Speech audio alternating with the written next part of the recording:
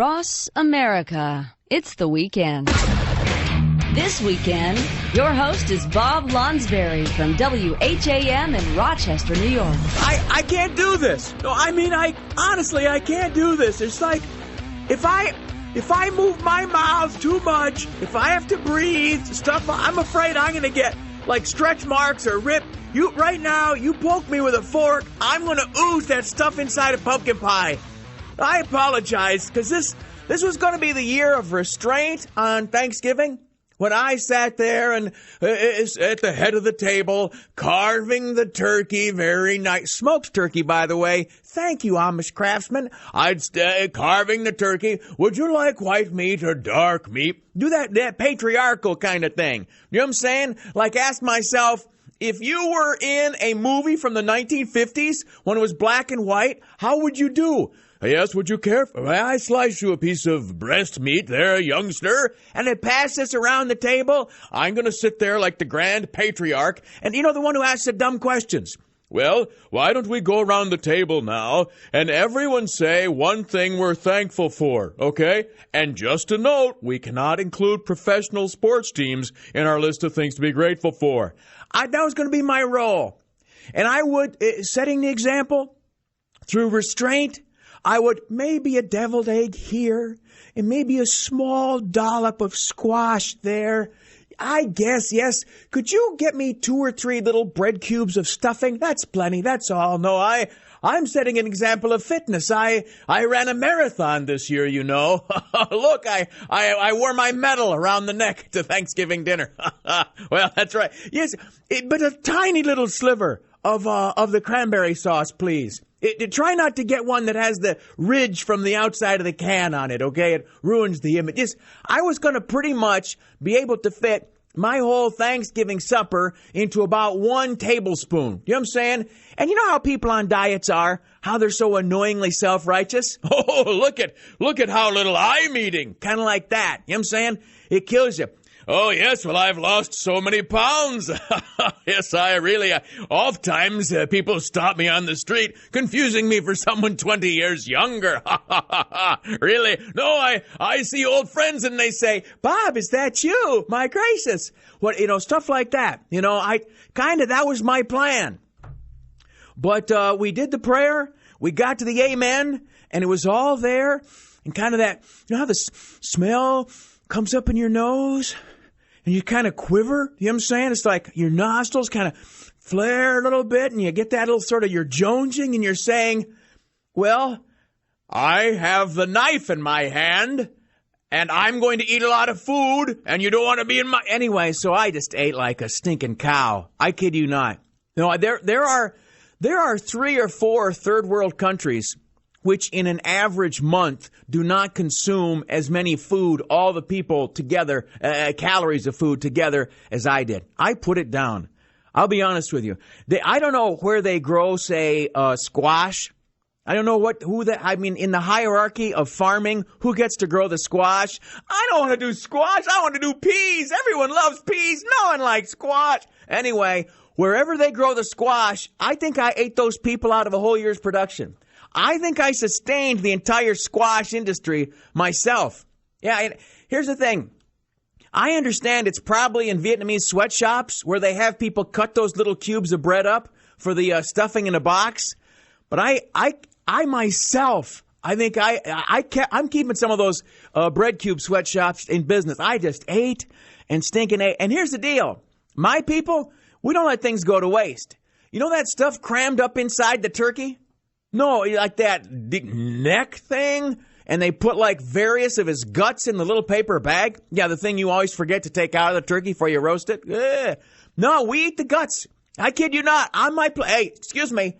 Could you hand me that turkey neck down there if you're not going to eat that? You ever try eating those things? It's tough. No, it's all crammed up in there between the bones. Don't worry about it. I got it. I did not floss my teeth. I flossed the turkey neck. But I ate the neck. I ate the liver. I ate the heart.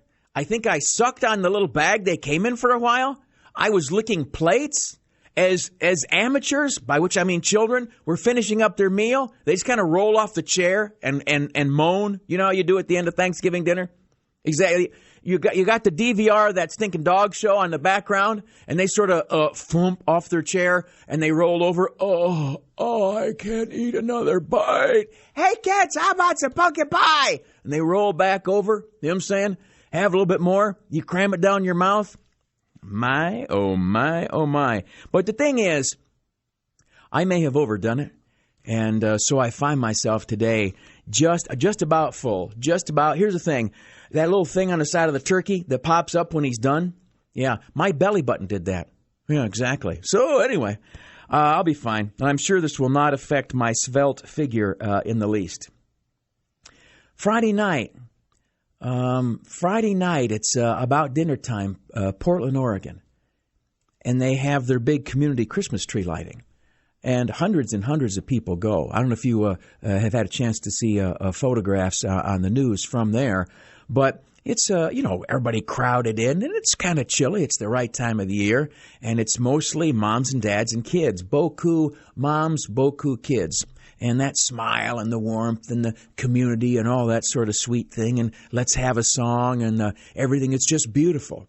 It's one of those things, the lighting of the community Christmas tree, that some families will do year after year.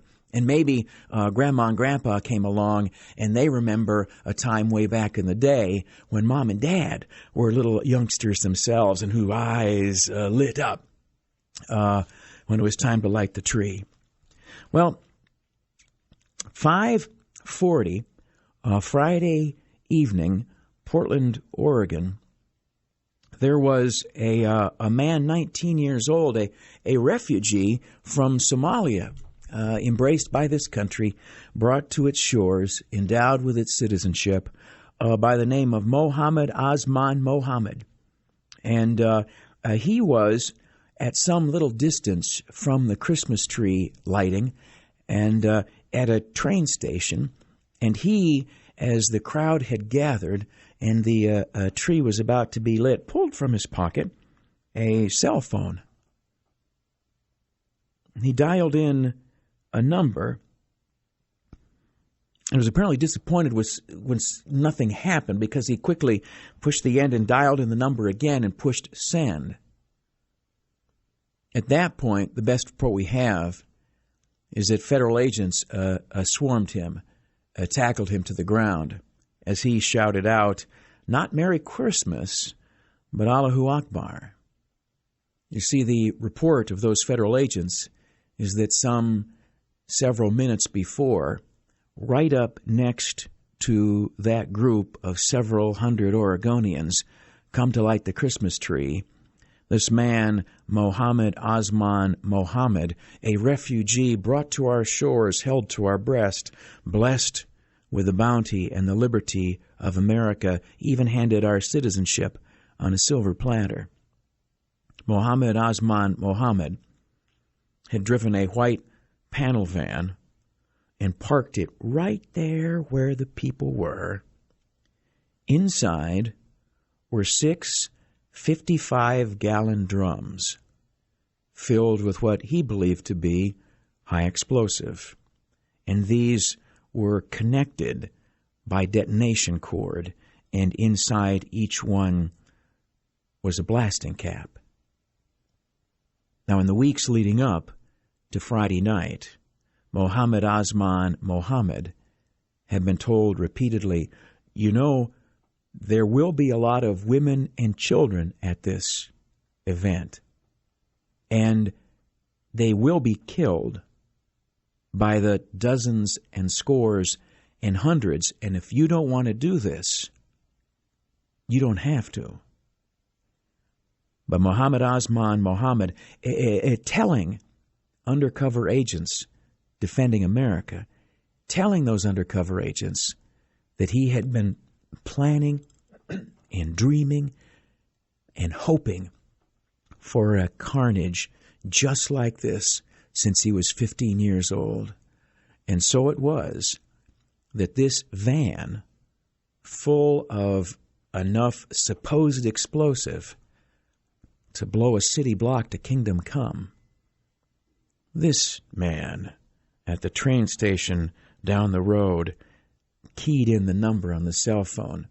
He believed would turn that Christmas tree lighting ceremony into mass murder, into the 9/11 of this day. Well, his co-conspirators were not. They were our agents who had picked up on email he had sent, this Mohammed Osman Mohammed, to a suspected terrorist in the frontier areas of Pakistan, where the Taliban and quite possibly Osama bin Laden are headquartered.